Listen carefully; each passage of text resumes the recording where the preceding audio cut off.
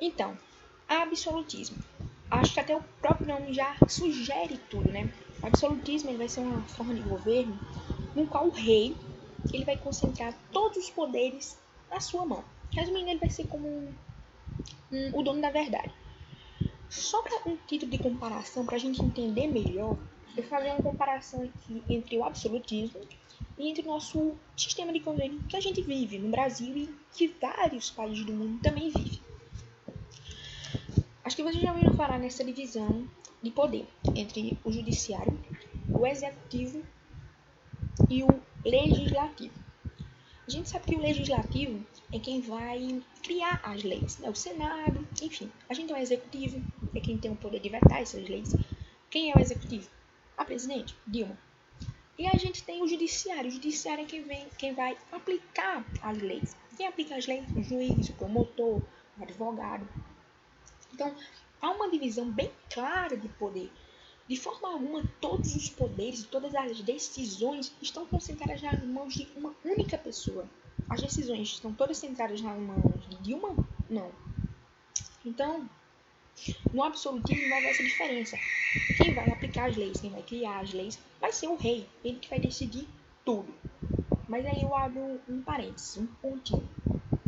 O rei, sim, ele vai ter esse poder absoluto, está certo dizer isso. Mas o rei ele vai agir conforme interesses. Como assim? Para ele estar lá no poder, houve uma série de fatores. Houve uma aliança entre ele e a burguesia, aliança entre ele e a igreja, enfim, há uma série de alianças. Então, o rei ele vai governar conforme também essas alianças, não separado delas. Ele não vai agir apenas pela sua vontade, tá certo?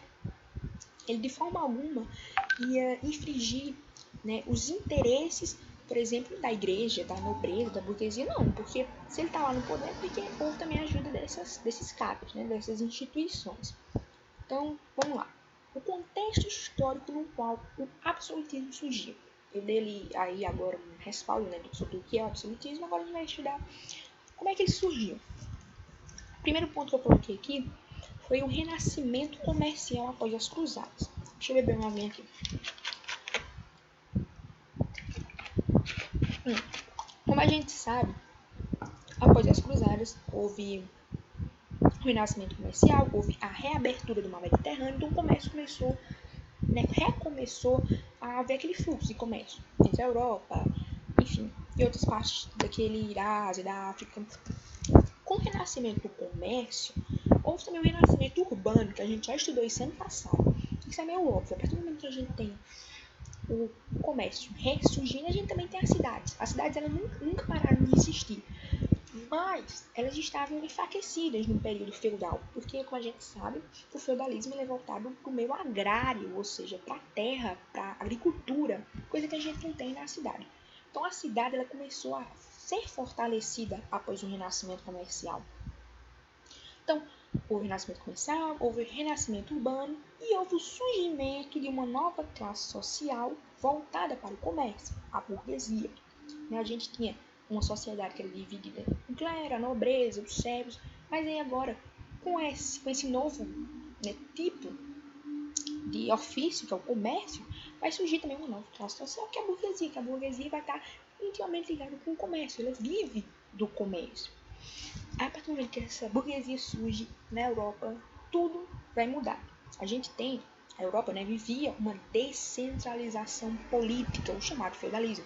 A gente tinha uma série de terras repartidas, cada uma com suas leis, cada uma com seus senhores feudais. Sim, existiam os reis, mas os reis eram como é que eu posso dizer, indolentes. O que é indolente? É você tá no poder, mas você não poder agir. Então, o rei ele era meio que uma figura, ele ficava obscura, sabe? Nesse mundo feudal.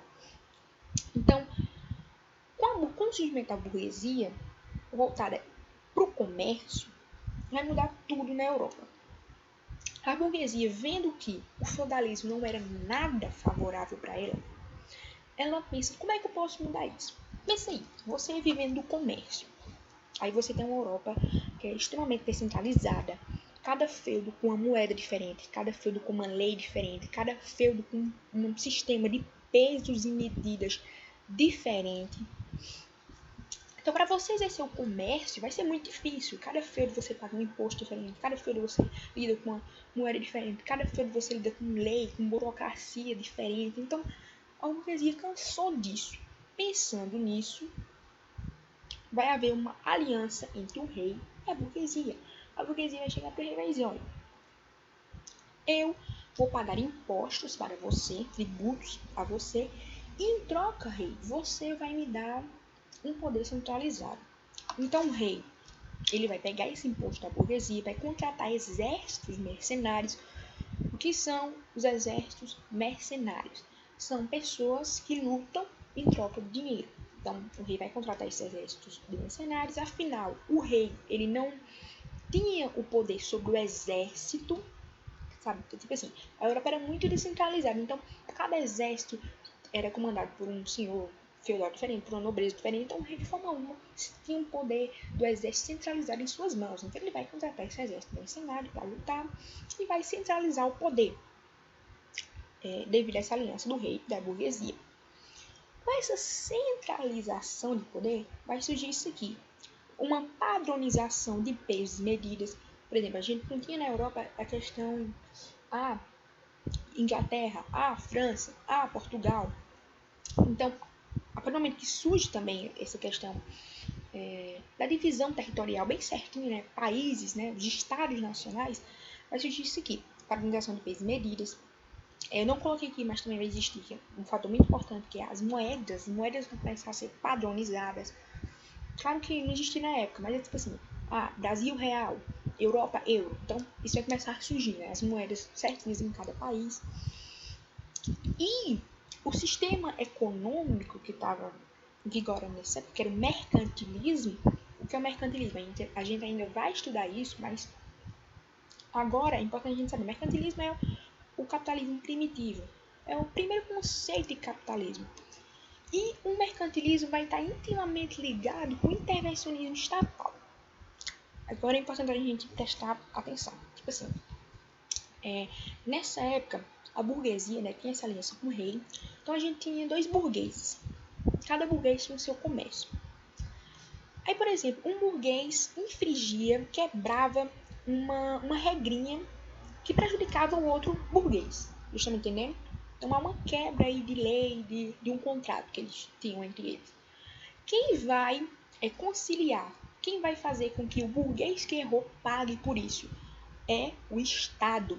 Então, por isso que é importante ter um Estado centralizado para existir o capitalismo. Sem Estado não existe capitalismo, porque a partir do momento que uma empresa burla, né, uma regra que vai contra a outra, quem vai exercer o mecanismo de conciliação, quem vai fazer com que essa empresa que errou pague é o Estado. Então, isso também é importante para a burguesia. A burguesia precisa desse Estado para intervir quando necessário. Vocês entenderam essa relação? Então, com o Estado centralizado, né, só existe um Estado com poder centralizado, a burguesia também vai ganhar isso, que é o intervencionismo estatal. Ela vai ter mais direitos, entre aspas, esse mais direito, tipo assim, ela agora vai poder reivindicar caso alguém infrinja seus direitos, tá certo? Agora a gente vai para os teóricos do absolutismo. Para que essa ideologia absolutista surja, precisa também de certos caras que vão teorizar essas ideias. Deixa eu beber mais água.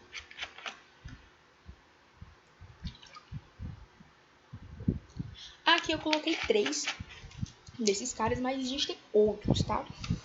Aqui o primeiro que eu coloquei foi um cara que não apenas eu considero, mas eu acho que a maioria das pessoas considera o principal teórico do absolutismo, Nicolau Maquiavel. Vai ter uma obra aqui, a principal obra dele, que é O Príncipe. Nessa obra ele escreveu para aconselhar um duque, né, Lorenzo de Médici, o nome do duque, né? Surgiu apenas para aconselhar esse duque a como governar, tá certo? E a teoria dele, que é a separação entre política e religião. Então, um livro que surgiu apenas para aconselhar um duque, acabou virando o principal livro que se viu como base para teorizar o absolutismo. Nesse livro ele diz o seguinte, basicamente é isso. É fácil você chegar no poder, o difícil é você permanecer nele. Então, para permanecer no poder, Nicolau Maquiavel vai trabalhar justamente com isso. Como vamos permanecer no poder? Uma vez no poder, esse rei absoluto, o que ele vai permanecer? Então, primeiro, para ele devia existir uma separação entre a política e a religião. Como assim? Esse rei absoluto, ele deve governar, mas às vezes, para permanecer no poder, ele vai ter que burlar, ele vai ter que infringir certas morais cristãs. A gente tá cansado de saber o que é moral cristã, tá certo? Então, existia, né, nessa época da Idade Média, né, a relação entre política e religião. Mas agora, Nicolau Maquiavel ele vai promover esse cisma, né, na Idade Moderna. A política e a religião devem andar separadas, pois, para se perpetuar no poder, o rei absoluto, ele às vezes vai ter que ir contra essa moral cristã. Então, é aí que está o problema entre a separação entre política e religião. A partir do momento que elas estão juntas, o rei ele vai ter que se prender àquilo. Ele está tentando se perpetuar no poder, mas surge uma situação em que ele vai ter que burlar uma moral cristã. Aí, não, eu não vou burlar uma moral cristã, pois a política está intimamente ligada com a religião. Maquiavel discorda disso. Para ele, o rei, não, eu vou burlar essa moral cristã, pois eu preciso me perpetuar no poder. É daí que surge aquela frase dele. Os fins, não, os meios justificam... Agora eu esqueci a frase. Como é a ordem da frase, eu esqueci. Os fins justificam os meios. Isso aí. Os meios justificam... Eu estava falando errado. Os fins justificam os meios. O que isso significa? Tipo assim, no fim, eu continuo no poder. Tá? Surge uma situação, e para essa situação eu preciso burlar uma moral cristã. Mas no fim, eu não continuei no poder. Então, por mais que eu tenha burlado uma moral cristã, o importante, no final de tudo, é eu ter continuado no poder. Então, os fins vão justificar os meios. Não vai importar os meios pelo qual me perpetuei no poder, desde que no fim, eu continue no poder. Essa é a base da teoria dele. Outros dois teóricos do absolutismo. Tem Thomas Hobbes e tem o Jacques Bossuet. Thomas Hobbes, ele, assim como Nicolau Maquiavel, ele não vai concordar muito que a religião tem que estar ligada com a política. A principal obra dele é essa aqui, Leviatã. Assim como o Príncipe foi para Maquiavel, Leviatã vai ser para Thomas Hobbes. Nessa obra, ele vai dizer o seguinte, lembrando que históricos do absolutismo eles vão justificar o motivo pelo qual o absolutismo é necessário. Então, Thomas Hobbes vai dizer que o absolutismo é necessário, pois as sociedades primitivas, ou seja, sociedades que não tinham Estado, sociedades extremamente anarquistas, anarquista é uma forma de governo, né? Anarquismo, onde não existe o Estado. Então, as sociedades primitivas eram anarquistas. Só que no momento que a gente tem essas sociedades onde não há o Estado, há uma tendência a surgir o Estado. Como assim? Quando não há um Estado, quando não há um poder representativo, as sociedades tendem a entrar em guerra, em conflitos. Então, Thomas Hobbes ele justificou o absolutismo dessa maneira. Ele disse, sociedades que não existe um representante tendem a entrar em guerra. Então, ele chamou isso de estado de natureza. Tá certo? A gente tem uma série de pessoas onde não há um representante e elas vão acabar entrando em conflito, pois não há um Estado. Então, o Estado é necessário. E para Thomas Hobbes, quem é o Estado? É um rei só. Um rei que vai centralizar todos os poderes em suas mãos. Aí que surge a questão do contrato social. Para ele, essa organização que a sociedade tem de eleger um representante é chamada de contrato social. Ninguém assina um contrato dizendo eu concordo que fulano seja o representante.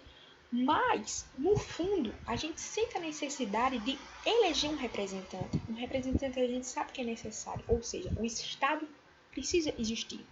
O Estado está intimamente ligado com a organização social.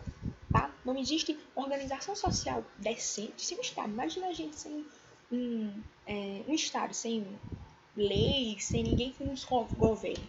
A gente vai acabar entrando no estado de natureza, que é o quê? Conflitos entre a gente, porque o ser humano ele é egoísta, o ser humano ele é cheio de defeitos, então precisa do estado que regulamentarize isso, né? Inclusive é uma teoria que é muito estudada hoje, né? Porque está muito presente nos dias atuais, mas ele serviu também para teorizar o absolutismo lá da época. Aqui também a gente vai ter a questão de Jacques Bossuet. Jacques Bossuet, diferentemente de Thomas Hobbes e de Nicolau Maquiavel, vai para uma vertente religiosa, o que é muito importante, percebe? Porque por mais que a igreja não esteja tão forte nessa época, vejamos o contexto, a gente está no final da Idade Média. No final da Idade Média, o que aconteceu? A gente ouve, né, a peste negra. A peste negra, a igreja não deu uma solução para a peste negra. Então, o poder da igreja, né, a igreja era para ter a resposta de tudo, começou a ser colocado muito em xeque depois da peste negra. Houve também as reformas protestantes, então a igreja estava enfraquecida. Porém, estava enfraquecida, mas estava presente no cenário político. Continuou. Não tão forte, mas estava ali, estava presente. Então, as justificativas religiosas para o absolutismo vão ser, sim, muito importantes, tá? E uma das pessoas que vai ter essa vertente religiosa para justificar o absolutismo é Jacques Bossuet. Para ele, o poder do rei, o que o rei fazia, não devia ser questionado, pois se ele está no poder é porque Deus quis, porque ele foi predestinado a estar ali, tá certo? Então, a origem divina do poder real. O rei, desde sempre, foi predestinado. Então, se ele está ali no poder, é porque Deus confia que ele vai fazer o melhor, tá certo? E só Deus pode julgar ele, não a gente. Então, isso é muito claro sobre o que é o absolutismo. O rei comandando tudo e as pessoas ali sem questionar o poder dele, tá certo? Outro ponto aqui é o rei como ministro divino da terra. Mais uma vez aquela questão. Deus colocou ele ali, ele é como ministro divino de Deus na terra. Então, coloca-se a figura do rei como o filho de Deus, como representante máximo de Deus na terra, tá certo? Tem até uma frase dele que eu estou tentando me lembrar, de Jacques Bossuet, eu acho que é o rei, uma fé, uma lei, que sintetiza bastante esse pensamento dele. Sociedade no absolutismo. Essa sociedade que eu coloquei aqui, ela vai estar muito presente, principalmente no absolutismo francês, mas a gente usa ela como referência para a sociedade no absolutismo em geral. A gente vai ter 3 divisões básicas, que é o primeiro estado. O primeiro estado é o clero, tá? A igreja continua ali no topo. A gente vai ter o segundo estado, que vai ser a nobreza. Vejam aqui que ambos, o primeiro e o segundo estado, vão estar isentos de impostos. Então, eles não pagam impostos alguns. E aqui a gente vai ter, no finzinho da base, né, a reca, que é o terceiro estado. Ou seja, a burguesia e os camponeses. Eu acho, se eu não me engano, né, que era 95% da população francesa fazia parte do terceiro estado, né? Então apenas 5% era o primeiro estado e o segundo estado. Então a reca sempre foi a maioria. E aqui a burguesia e a classe camponesa sustentavam o primeiro e o segundo estado com seus impostos, tá certo? Então é muito bom a gente entender agora essa questão de primeiro, segundo e terceiro estado, porque vai estar muito presente quando a gente estiver estudando Revolução Francesa. A gente vai ouvir falar demais de primeiro estado, segundo estado, terceiro estado, então é bom a gente já saber isso aí, que é uma sociedade que começou a se organizar desde o absolutismo, tá certo? Então, primeiro e segundo estado, clero, nobreza e centro de impostos. O terceiro estado, a burguesia e os camponeses, era quem sustentava o primeiro e segundo estado. Aqui eu coloquei algumas características gerais do absolutismo, que eu vou ler aqui e refletir um pouquinho sobre isso. Aqui, o rei concentrava todos os poderes e poderia até criar leis sem aprovação da sociedade. Então, mais uma vez, o poder legislativo, como a gente conhecia, estava todo nas mãos do rei. Executivo, legislativo, judiciário. Também poderia criar novos impostos e outros tributos de acordo com a situação ou novo projeto de guerra. Então, o rei, ele comandava tudo. Isso está bem claro. Aqui, o monarca também podia interferir nos assuntos religiosos, o contrário do que ocorria na Idade Média, conseguindo controlar o clero de seu país em alguns casos. Então, Isso é uma observação interessante. Diferente da Idade Média, onde o rei estava a serviço da igreja, aqui a gente vai ter a igreja a serviço do rei, tá certo? Não mais a igreja vai comandar esse rei, mas sim o rei vai comandar essa igreja. Mas lembrando, existia uma relação muito estreita entre o clero e esse rei, tá? Muitas vezes a igreja iria controlar, sim, iria não controlar, mas dar pitaco nas decisões do rei, tá? A igreja continuava como um papel importante, mas, diferentemente da Idade Média, ela agora está em segundo plano, tá? Há uma centralização de poder agora, é um poder absoluto, então a igreja vai estar muito mais a serviço desse rei. Aqui, as camadas mais pobres bancavam, por meio de taxas e impostos, os luxos e gastos do rei e sua corte. E se alguém fosse contrário aos interesses ou leis definidas pelos monarcas, eram tratados com violência, podiam ser presos, mortos ou apenas reprimidos pelo exército do rei. Isso aqui é muito interessante quando a gente está vendo o que levou à Revolução Francesa, tá certo? Tipo assim, as camadas pobres, elas vão bancar os reis e o clero, como a gente está cansado de saber. Mas, gente, vocês não têm noção de como a corte absolutista gastava dinheiro com bobagem. Tipo, eles gastavam dinheiro com joias, com reis. Com reis não, com... Os reis gastavam dinheiro com roupas, com tudo no mundo. Eles realmente ostentavam, os reis dessa época. Então, vai ter uma hora que a sociedade vai dizer, opa, eu não vou estar mais sendo besta. Isso vai acontecer justamente, é o motivo da Revolução Francesa, né? Então, vocês não têm noção, vocês gastaram muito dinheiro com besteira, com festa, com jantares. Tudo sendo bancado pelo terceiro estado, que é o terceiro estado, a burguesia e os camponeses. Aqui, o sistema econômico do absolutismo era o mercantilismo, marcado pela interferência do Estado na economia. Já citei isso aqui, né? A questão do capitalismo. Para existir, precisa de um Estado apoiando ele, para garantir os direitos de quem faz o capitalismo, né? Aqui, predominava... Voltei. Vamos lá. Predominava... Eu não lembro mais onde eu parei, eu vou começar daqui. Eu lembro que eu parei nesse pontinho aqui, mas eu acho que eu já expliquei isso aqui, a questão da interferência do Estado na economia, né? Só existe o capitalismo com o Estado ali garantindo os direitos. Então vamos lá. Predominava a ideia de que o acúmulo de riqueza iria acabar proporcionando um desenvolvimento maior para o país, assim como um prestígio e reconhecimento internacional. Isso é uma das ideias centrais do mercantilismo. O mercantilismo ligava demais para o acúmulo de metais, de ouro, de prata, porque com isso eles têm a visão de ostentar para os outros países. Era basicamente isso, mostrar que tem mais dinheiro para os outros países. A França mostraria que tem mais dinheiro para a Inglaterra, enfim. Esse sistema está falando para tudo isso que a questão acumulava metais preciosos, realizava os pactos coloniais e estimulava a industrialização dos países. Que mercantilismo a gente vai ver mais lá na frente, melhor a gente vai ver lá na frente. E que a transmissão hereditária era normal, assim o poder se concentrava em poucas famílias e dinastias. Que é aquela questão, a gente vai ver várias dinastias, a gente vai ver as dinastias de Stuart na Inglaterra, a gente vai ver dinastias na França, de Bourbon, um monte. E isso aqui tá bem claro o que é, né? A questão hereditária, né? O rei, geralmente, a gente sabe, o rei passa pro príncipe, que é o filho, passa pro outro filho e tal. Então, a gente terminou de dar as características gerais do absolutismo. Mas eu vou fazer depois outro vídeo falando do absolutismo na França e do absolutismo na Inglaterra. Pra gente entender, porque cada um é diferente. O absolutismo, por mais que ele seja um sistema igual, há divergências entre um sistema e outro. A gente vai estudar as dinastias da França, as dinastias da Inglaterra. Enfim, foi isso. Espero que vocês tenham entendido. Depois nos outros dias, a gente vai fazer questões.